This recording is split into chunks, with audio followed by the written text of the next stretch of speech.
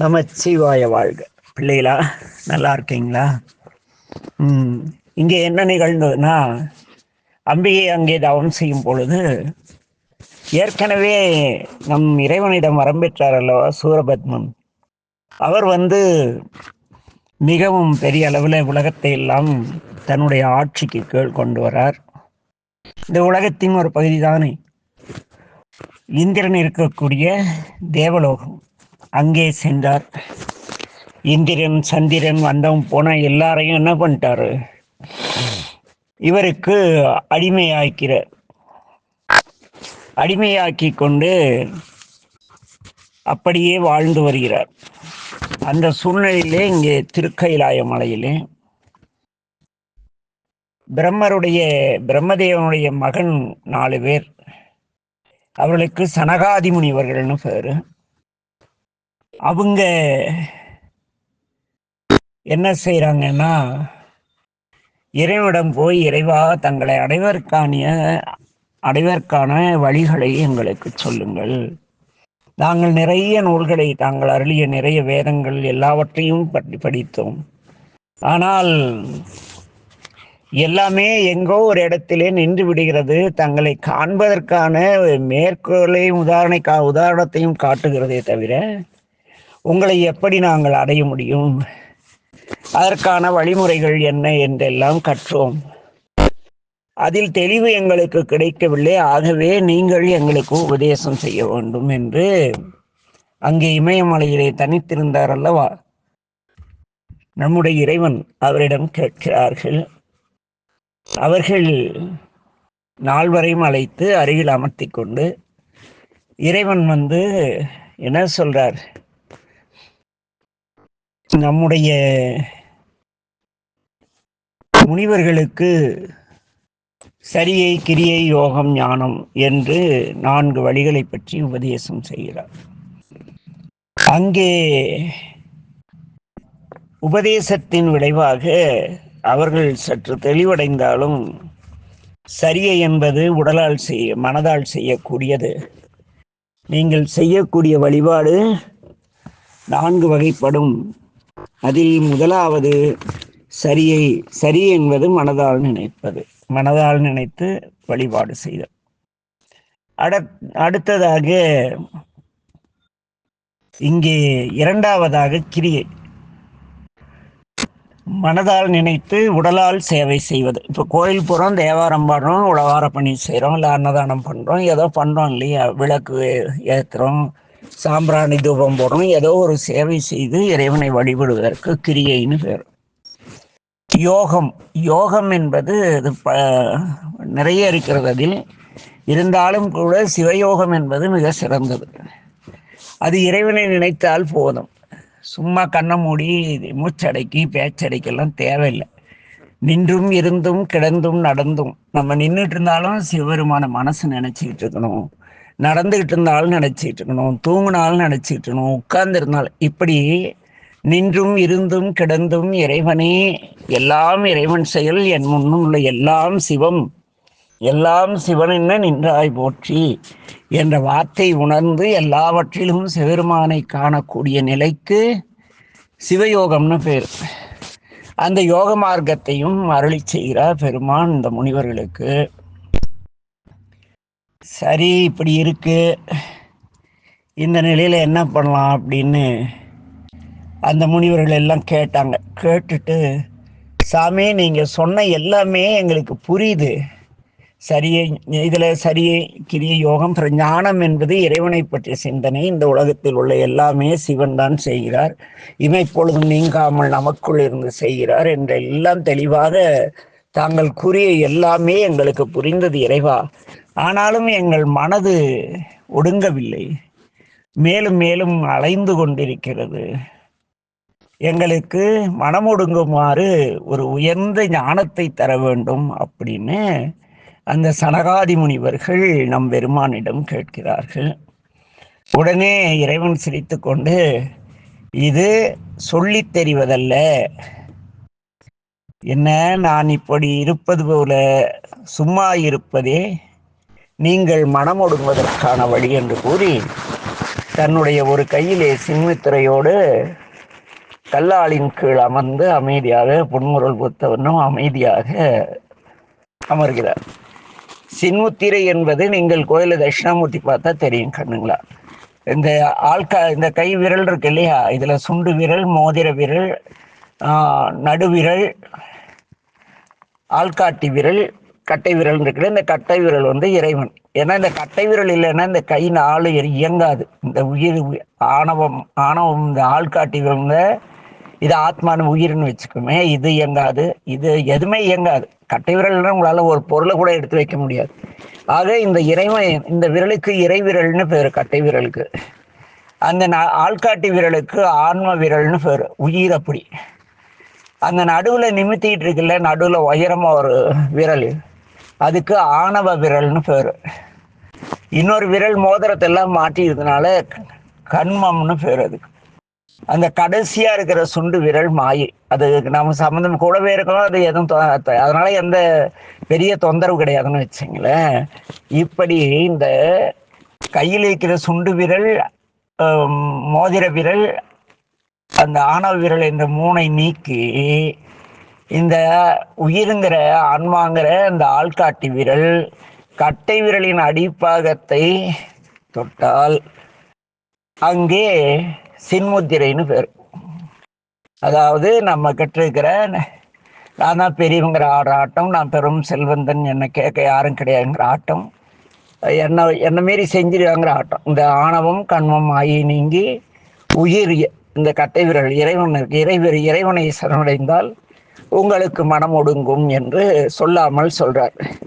நம்ம கோயில் எழுதி வச்சிருக்காங்க இல்லையா, தட்சிணாமூர்த்தி கிட்ட, கல்லாலின் புடையம் வந்து நான்மறை ஆரங்க முதல் கற்ற கேள்வி வல்லார்கள் 4வருக்கும் வாக்கிருந்த பூரணமாய். வாக்கு இறந்தன்னா பேச்சே இல்லாத அமைதியா இருக்கிறது. வாக்கிருந்த பூரணமாய் மறைக்கு அப்பாலாய், வேதங்களுக்கு எல்லாம் அப்பால் இருக்கக்கூடியதுமான மறைக்கு அப்பாலாய் எல்லாமாய், இங்க இருக்கிற எல்லாமாக இருக்கக்கூடியதும் எல்லாமாய் அல்லதுமாய், இது எதுலேயும் சேராத இருக்கக்கூடியதுமான எல்லாமாய் அல்லதுமாய் இருந்ததனை இருந்தபடி இருந்து காட்டி, எது எப்படி இருக்கிறதோ அதனுடைய நிலையை அமர்ந்துள்ள இடத்தினிலே கையினாலே அந்த சின்முத்திரை மூலம் காட்டி அருளிய என்ன சொல்லாமல் சொன்னவரே, நினையாமல் நினைந்து. அது என்ன கண்ணு நினையாமல் நினைக்கிறது? இப்போ இந்த கோபி இருக்கான்னு வச்சுக்குவேன், கோபி பண்ணுற குறும்பு தாங்க முடியாது. தூங்கினா கூட இவன் என் கிணறு வந்து என்னை பிடிச்சி குடிமை பிடிச்சி இழுக்கிறான் அல்லது என்னை கிள்றான். தூக்கத்தில் கூட இவனை பற்றி நான் நினச்சிட்டே இருக்கேன் அவளை. அதுக்கு ஏன்னா அவனை மறந்துருந்தா மறுபடியும் பார்க்குறப்ப நினைப்போம். நினையாமல் எப்போ பார்த்தாலும் மனசில் வச்சிட்டு இருக்கு. அதான் நினையாமல் நினைந்து. எப்பொழுதுமே இமைப்பொழுதும் என் நெஞ்சில் நீங்காதிருக்கிறார் உணர்ந்து சொல்லாமல் சொன்னவரை நினையாமல் நினைந்து பவத்தொடக்கை வெல்வாம், இந்த உலக துன்பங்களை கடந்து விடுவோம் என்று அந்த பாடல் வரும். கல்லாலின் புடையம் வந்து நான்மறை ஆரங்க முதல் கற்ற கேள்வி வல்லார்கள் 4வருக்கும் வாக்கிருந்த பூரணமாய் மறைக்கப்பாலாய் எல்லாமாய் அல்லதுமாய் இருந்ததனை இருந்தபடி இருந்து காட்டி சொல்லாமல் சொன்னவரை நினையாமல் நினைந்து பவத்தொடக்கை வெல்வாம் அப்படின்ட்டு சாமி சிவனேன்னு உட்கார்ந்துட்டாரு. இந்த 4 முனிவர்களும் அது பொருள் வந்து அவங்களும் கண்ணை மூடி சிவனேன்னு உட்கார்ந்துட்டாங்க. கண்ணு அந்த ஒரு கணம் பெருமான் கண்ணை மூடி அமர்ந்ததும் என்ன ஆயிடுச்சு, அது ஒரு தெளிவான முடிவை முனிவர்களுக்கு தருது. சிவஞானமானது நூலறிவினால் கிடைப்பது கிடையாது, அனுபவத்தால் ஏற்படக்கூடிய அறிவாற்றல் அப்படின்னு அந்த முனிவர்கள் உணர்ந்தாங்க. இப்போ மார்க் எடுக்கிறதுன்னு நம்ம படித்து வாங்கி அப்புறம் வாங்கக்கூடாதுன்னு நினைப்பந்தானே மார்க் எடுக்கிறீங்க. அது வரைக்கும் பாடம் வந்து ஜாலியாக போகுதில்ல. அதுபோல் சொல்லி கொடுக்கறதுனால நீங்கள் நல்ல படித்த பிள்ளைகள் ஆக முடியாது. 4 இடத்துல ஃபெயில் ஆகி கிரவுண்டில் 4 அடி வாங்கி வாத்தியார்கிட்ட துப்பு வாங்கி வீட்டில் அப்பா அம்மா கிட்ட பலாரம் 4 அறை வாங்கி அப்புறம் ஒழுங்காக படிக்கிறீங்க பாரு, அதுக்கு தான் பட்டறிவுன்னு பேர், அனுபவத்தால் உணர்தல்னு பேர். அந்த நிலை தான் சிவஞானம். அப்படின்னு உணர்ந்து அவங்கள என்ன பண்ணிட்டாங்க, சாமியாட்டமே சிவனையன்னு உட்கார்ந்துட்டாங்க கண்ணு. இந்த சமயத்துல என்ன ஆச்சுன்னா, இந்த சூரபத்மன் இருக்காரு இல்லையா, அவர் கேட்க ஆளே கிடையாது. எல்லாம் சாமி அமைதியானா எல்லாமே அமைதியாச்சு, ஒண்ணுமே இயங்கல. அது பாட்டுக்கு இருக்கு. சூரபத்மன் பாட்டுக்கு அந்த உலகத்தை ஜெயிச்சு இந்திரன்லாம் போட்டு டே வா சண்டைக்கெல்லாம் கூப்பிட்டு அவங்ககிட்ட எல்லாம் பிரச்சனை பண்ணி, இந்திரனுடைய மகன் சயந்தன் அப்படின்னு ஒருத்தன், அவனை பிடிச்சி ஜெயிலில் போட்டார். இதையெல்லாம் பார்த்துட்டு ஐயோ என் பையனை ஜெயிலில் போட்டானே அப்படின்னு சொல்றதுக்கு இந்த இந்திரன் இருக்கான் இல்லையா, அவன் என்ன பண்ணான், அங்க மேருமலையில் தவத்தில் இருக்கிற நம் பெருமானை நினைத்து இவரும் நெடுங்காலம் தவம் செய்கிறான். கடவுளே மகனை காப்பாத்துங்கன்னு. தவம்னா என்ன கண்ணு, ஒரு குறிப்பிட்ட காரணத்திற்காக அந்த காரணத்தை அடைய வேண்டி தொடர்ந்து நினைக்கக்கூடிய எண்ணத்துக்கு தான் தவம்னு பேர். என்ன சொல்லுங்க? ஆமா, ஒரு பெரிய வெற்றியை அடையணும்னா அந்த வெற்றிக்காக அந்த ஒரே ஒரு எதை அடைய நினைக்கிறோமோ அதுக்காக மட்டும் நீங்கள் தொடர்ந்து செய்யக்கூடிய செயலுக்கு தவம்னு பேர். ஆக அப்படி கடும் தவம் நெடுங்காலம் செய்கிறாரு இந்திரன். அப்ப நம்முடைய பெருமான் விடைமேது வந்து இந்திரனுக்கு தரிசனம் தரார். இந்திரன் என்ன பண்றாரு, இறைவனை வணங்கி, ஏன் இந்திரா இப்படி பல ஆண்டுகள் கடுமையா உடல் வருத்தி தவம் செய்யற, உனக்கு என்ன வர வேணும் அப்படின்னு கேட்குறாங்க. அப்ப நம்மளுக்கு தான் ஒன்றும் தெரியாது இல்லையா, ஒன்றும் தெரியாதால அப்பாவி சுப்பிரமணியில நம்ம சாமி, அதனால ஒன்றும் தெரியாத மாதிரி இந்திரன்கிட்ட கேட்குறாரு. அப்ப இந்திரன் என்ன பண்றான், என் நாட்டவர்க்கும் இறைவா, சூரபத்மன் அந்த அசுரன் உங்ககிட்ட வரவாங்கினானே அந்த சிவபக்தன் அசுரனாக மாறி போயிட்டான், அவனை கேட்க ஆள் இல்லைன்னு. அவன் என்னை துன்பக் கடலில் வீழ்த்தி என் மகனையும் இமையவர்களையும் சிறையில் வச்சு என் நகரமாகிய அமராவதியை தீ வச்சு கொளுத்திட்டான். என்ன அவன் பண்ற கொடுமை தாங்க முடியல, அவங்கள அழித்து எங்களை எல்லாம் நீங்க காப்பாற்றணும் அப்படின்னு இந்திரன் சாமி கிட்ட மன்றாடுறான்.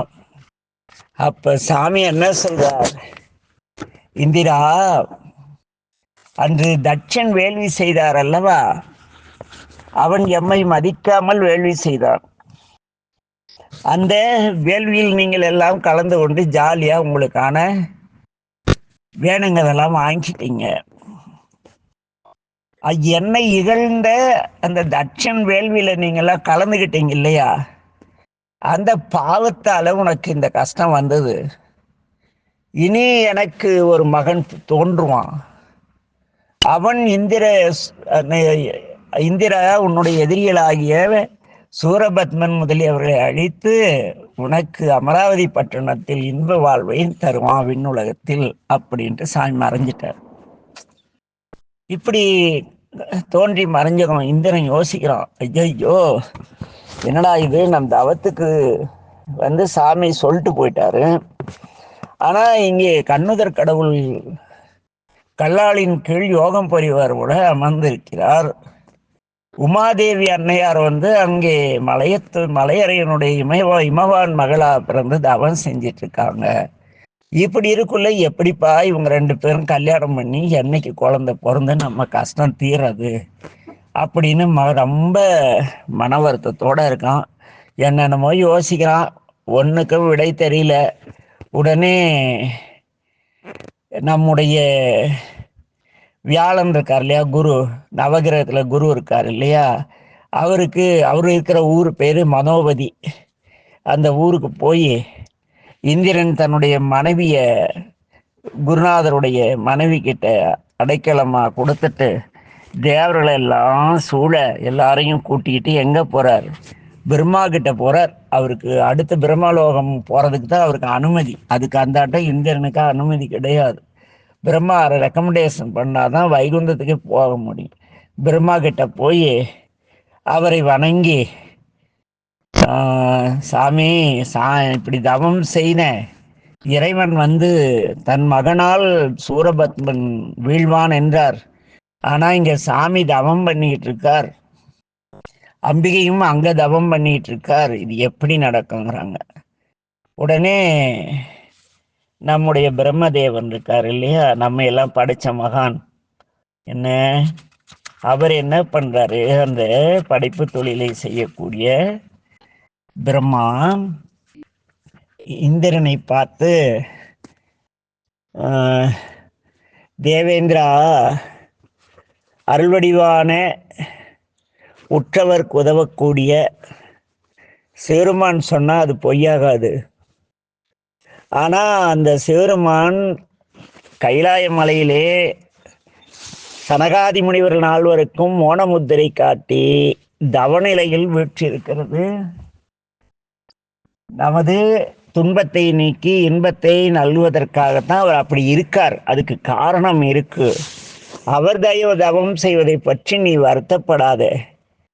என்ன, சந்திரசூடேஸ்வரராகிய அந்த இறைவன் இந்த உயிர்களை எல்லாம் சங்காரம் அளிப்பதும் அவருக்கு தண்டனை கொடுப்பது எதற்குனா, அந்த உயிர்களுடைய அறியாமை நோய் நீக்கி அறிவை கொடுப்பதற்கு. வாத்தியார் நம்மளை உதைச்ச என்ன அர்த்தம்? அறியாமை நீங்கி நல்லா படிச்சு மார்க் எடுக்கணும். அதுக்காக தானே கண்ணு உதைக்கிறாங்க. ஏன் அங்கே இருக்க நீ அப்படித்தானே? என்ன கீதா, நீங்க 2 பேர் தான் நிறைய அடி வாங்குறீங்க. அதனால என்ன, அதுபோல இறைவன் தேவர்களையும் நம்மளை எல்லாம் தண்டிக்கிறது எதுக்குன்னா, நம்மளுக்கு ஞானம் வர்றதுக்கும் நம்ம துன்பம் நீங்கிறதுக்காக. அதனால நம்மளாம் அன்னைக்கு போய் தக்கனுடைய வேள்வியில எல்லாம் ஜாலியா இருந்தோம் இல்லையா? இறைவனை மதிக்காதவன் நான் என்னை வழிபடு, இன்னைக்கு அடியாருன்னு சொல்ற நிறைய பேர் என்னங்கிறாங்க, குருவே சிவம், டே என்ன கும்பிடு. நிறைய யோகிகள் எல்லாமே என்ன சொல்றாங்க, ஒரு குருன்னு ஒருத்தன் பெரிய ஆள் ஆயிட்டான்னு வச்சுக்கவே, அவனுக்கு பின்னால ஒரு 1000 பேர் போயிட்டா இவன் போட்டோ வச்சு கும்பிட சொல்றான். சூரபத்மனை என்ன பண்ணா, டே என்ன கும்பிட, எவனையும் கும்பிடாத அப்படின்னா. அதையே இவங்களும் சொல்றாங்க. இவங்க செய்யக்கூடிய வேள்வியில நம்ம கலந்துட்டாலும் நமக்கும் ஒரு நாளைக்கு உதவுண்டுன்னு நினைக்கிறேன். என்ன, ஏன்னா அங்க சூரன் சிவபக்தன், அவன் இறைவன்கிட்ட வர வாங்கினார். அவரும் திருநீரே எல்லாம் அணிந்துதான் வந்து எல்லா ருத்ராட்சமெல்லாம் அணிந்துதான் இருக்காரு. அவர் என்ன பண்றாரு, சுயலாபத்துக்காக தான் நல்லா இருக்குன்னு எல்லாரையும் துன்பப்படுத்துறாரு. இந்த திருவேடம் தாங்கிய அன்பர்களும் என்ன பண்றாங்க, மக்கள்கிட்ட செத்தவனை சொர்க்கத்துக்கு அனுப்புறேங்கிறான், சிவலோகத்துக்கே அனுப்புறேங்கிறான் ஒருத்தன். என்ன, இவனே எந்த லோகம் போவான்னு தெரியாது. இவன் போய் உட்காந்து தேவாரம் பாடுறான். அப்புறம் சாகு கிடக்கிறவங்கிட்ட போய் காப்பாத்துறதுக்கு திருமுறை இல்லையா? பூம்பாவையை காப்பாத்துச்சு, அந்த செட்டி மகனை காப்பாத்துச்சு, அங்க மணிவாசர் வாட்டில் ஊமை பிள்ளையை பேச வச்சுது. அப்படிப்பட்ட திருமுறையை போய் இந்த முட்டா பசங்க என்ன பண்றாங்க, திருவேடம் போட்டுக்கிட்டு சிவ பக்தர்களும் சிவனடியார்களும் எவனாவது சீரியஸா கடந்தா சாவறதுக்கு போய் திருவாசகம் படிக்கிறான், திருமுறை படிக்கிறான். இவங்கெல்லாம் என்ன பண்றது? அந்த உயிர் எங்க போவோம்? சூரபத்மன் தான் நேரா போவோம். இவங்களும் பின்னால அங்கதான் போவாங்கன்னு வச்சுக்க. இல்ல, ஒரு கொடுமை இல்ல. ஏன்னா இன்னைக்கு காலையில ஒருத்தர், ஐயா நாங்க திருவாசகம் படிக்க போறோம் வரீங்களான்னாங்களா. நான் கூட ஏதோ முற்றோதல் பண்ணாங்கன்னா, இல்லைங்கய்யா அந்த ஐயா ரொம்ப நாச்சிமுத்து ஐயா ரொம்ப சீரியஸா இருக்காரு இல்லையா, நான் போய் சிவராணம் படிச்சா அவரு கிளம்பிடுவாரு, சிவலோகத்துக்கே போயிடுவாரு. ஏன் அந்த நாச்சிமுத்து ஐயா வந்து எனக்கு தெரிஞ்ச ஒரு கோயிலுக்கே வந்தல, அவரு எப்படியா நீ சிவராணம் இருந்த காலத்துல வீட்டுல திருவாசகம் முற்றோதல் வச்சாலும் நாய் மாதிரி அந்தாலும் விழுவான். அவன் எப்படிடா சிவலோகம் போவான்னு கேட்டா, இல்லைங்கய்யா சிவராணம் கேட்டாவே அங்க போயிடுவாங்க. இவங்கெல்லாம் சூரபத்மர்கள் தானே இல்லையா? பொய் சொல்றாங்க இல்ல, பொய் தானே இது. இவங்க திருவடி இதை விட கொடுமை. அந்த ஆளு இறந்த பிறகு என்ன பண்ணுவானுங்க தெரியுமா? கருமாதி பண்ற இன்னைக்கு திருவடி சேர்க்கும் விழாவான். இவன் போய் தேவாரம் படிக்கிறதுனால அந்த உயிர் போய் சாமி திருவடி சேர்ந்துருமா. அதுக்கு அந்த குடும்பத்தை சேர்ந்துட்டு ஒரு 20,000 ரூபாய் ஆட்டை போடுவானுங்க, கல்லா கட்டுவானுங்க. இது மாதிரி இந்த சூரபத்மன் இருக்கான் இல்லையா, இவன் என்ன, இவருக்கு என்ன ஆயிடுச்சுன்னா, அவரை அன்னைக்கு தட்சனுடைய வேள்விக்கு போன எல்லாரையும் அந்த சூரபத்மன் வச்சு சாமி அடி பின்றாருன்னு வச்சுக்கவே என்ன. அதனால இதெல்லாம் பிரம்மா உணர்ந்துட்டு அன்னைக்கு போனோம், இன்னைக்கு சூரபத்மனை வச்சு சாமி நமக்கு பாடம் எடுக்கிறாரு. அதனால நம்முடைய தீவினைகள் நீங்குவதற்கு தான் நம் தந்தையும் தாயும் ஆகிய இறைவன் சூரபத்மனுக்கு அருள் செய்துள்ளார். அதனால நீங்க இந்த அசுரர்கள் கூட நம்ம சண்டை போட்டு அதனால் நம் செய்யக்கூடிய வினைகள் இருக்கு இல்லையா, அதெல்லாம் விலகும் சமயம் பக்கமாக வந்துருச்சாட்டிருக்கு. அதனால தான் சாமி உனக்கு காட்சி தந்து இப்படி அருளி இருக்கான்னு சொல்கிறாங்க. இந்திரன் சற்று மனம் தெளிஞ்சான். தெளிஞ்சிட்டு என்ன பண்ணாரு, இது நம்ம என்ன செய்யணும்னா, நீ நான் நினைச்ச இது நடக்காது, வா அப்படியே வைகுந்தம் போய் நாராயணனிடம் இந்த சம்பவத்தை சொல்லலான்னு கிளம்புனாங்க. அவங்க வைகுந்தம் போயிட்டு வரட்டும் கண்ணுங்களா, நம்ம எங்கே போகலாம், வீட்டுக்கு போகலாம். போயிட்டு நான் சொன்னபடி நீங்களே என்ன பண்ணுங்க, வாத்தியாருங்கிற சிவன் சொல்கிறத கேட்காம அகராதி பண்ணி ஒழுங்காக படிக்காம மார்க்கு ஆஃபேலி தேர்வு எழுதியிருக்கீங்கள, வாத்தியார்கிட்ட நல்லா அடி வாங்கி அவனை சூரபத்மனுக்கு தட்சன் வேலிக்கு போன இந்திராதி தேவர்களை போல ஸ்கூலுக்கு போகக்கூடாது. புரியுதா? வாத்தியார் இல்லாதப்ப ஆடக்கூடாது ஸ்கூல்ல. சிவன் வராதப்ப ஆடி தானே உதவாங்கினாங்க. அதனால என்ன பண்றீங்க, அமைதியா கேள்வியில் தேர்ச்சி பெற்று நல்லா இருங்க. மறுபடியும் பார்க்கலாம், நாளைக்கோ எப்போ சாமி நினைக்கிறப்ப மறுபடியும் பார்க்கலாம். நமச்சிவாய வாழ்க, எல்லா உயிர்களும் இன்புற்று வாழ்க. திருச்சிற்றம்பலம்.